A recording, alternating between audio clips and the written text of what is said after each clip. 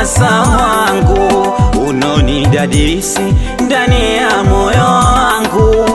Ukweli ibilisi katika fikra zangu, mpaka nimefanya lisilorizi kwa Mungu.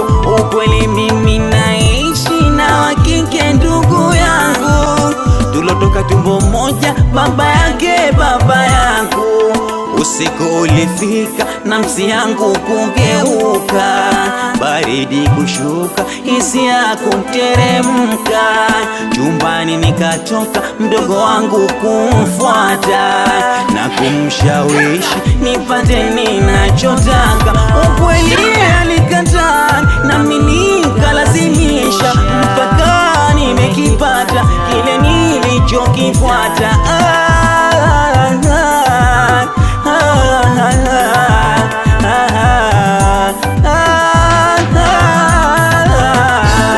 Nashindwa kuvumilia na nikikumbuka hubaki analia.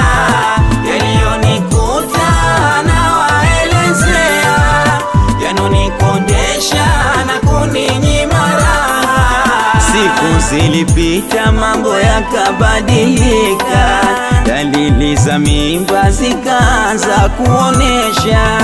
Akawa mnyonge hana raha ya maisha, na mitabani wapi uso nitaweka.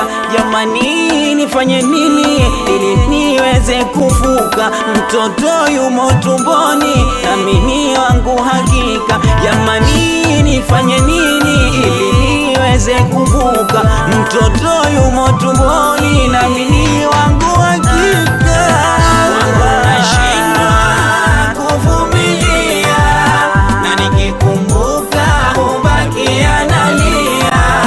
Yaliyonikuta nawaelezea, yanonikondesha na kuninyima raha. Kama kawaida mimba ina siri, wazee kujua wakaupandisha mori, kutisha kumpiga ili aitoe siri, na wafatili kwa lolote wako tayari.